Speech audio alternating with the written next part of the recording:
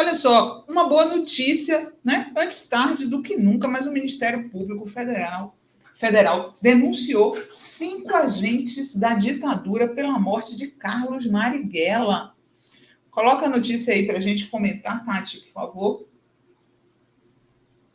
MPF denuncia 5 agentes da ditadura por morte de Carlos Marighella. Morte ocorreu em contexto de perseguição sistemática do Estado. O Ministério Público Federal ofereceu denúncia contra 5 pessoas por participação na execução de Carlos Marighella, o líder da ALN, Ação Libertadora Nacional. Foi morto em uma operação policial em novembro de 69 na região dos Jardins, na zona oeste da capital paulista. O assassinato do guerrilheiro foi comandado pelo delegado Sérgio Paranhos Fleury, notório agente da repressão da ditadura militar, com participação em diversas execuções e sessões de tortura. Além disso, né, um cocainômano, diziam que ele estava sempre muito doidaço nessas circunstâncias.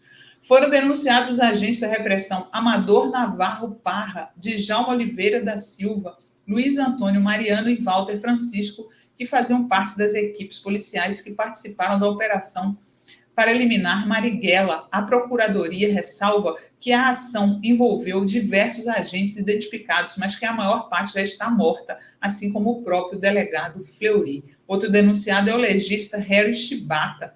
Segundo o MPF, o médico, em seu laudo, ocultou as informações que indicavam que Marighella foi executado. À época, os policiais apresentaram uma falsa versão de que o guerrilheiro foi morto em uma troca de tiros. Porém, em um dos disparos, há a marca característica de que o cano da arma estava praticamente encostado ao corpo de Marighella. Como ele estava desarmado, o MPF destaca que Marighella poderia ter sido imobilizado e preso.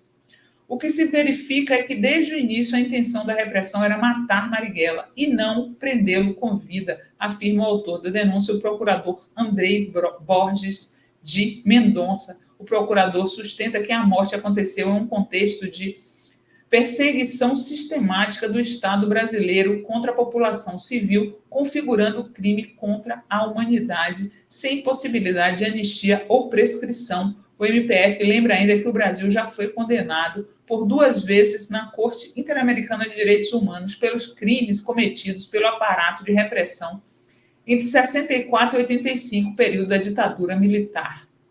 Por isso, o país deve investigar e responsabilizar os envolvidos em assassinatos, torturas e desaparecimentos forçados no período. Esse legista, Harry Shibata, né, é um cara...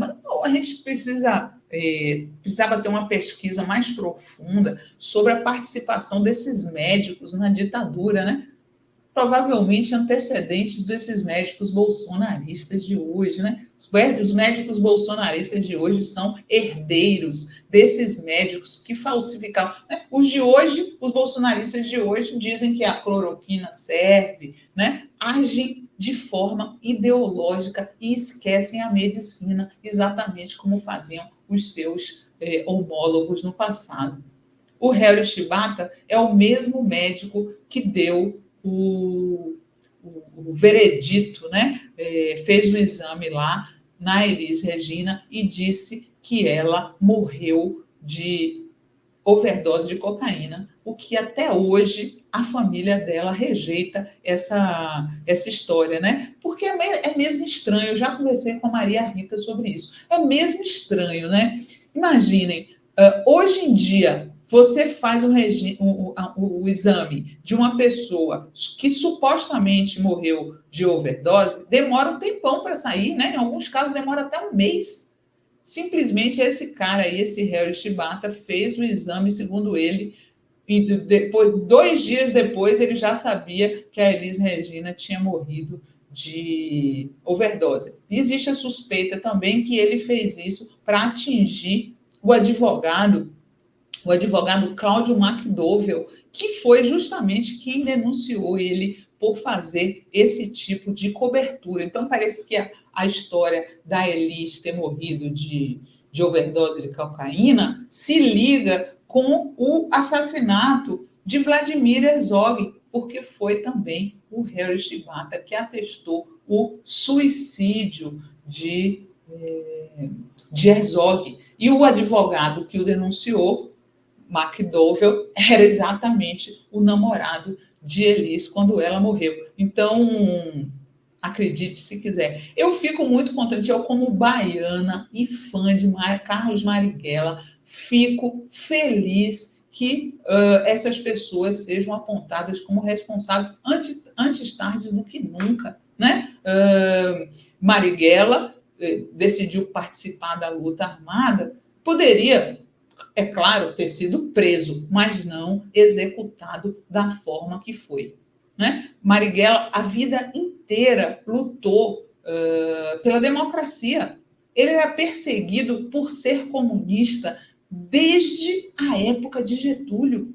Foi preso, torturado desde a época de Getúlio. Né? E quando ele vai participar da guerrilha na ditadura, ele está lá na defesa da democracia. Então, eu estou aqui aplaudindo essa justiça que chega muito tarde para Carlos Marighella.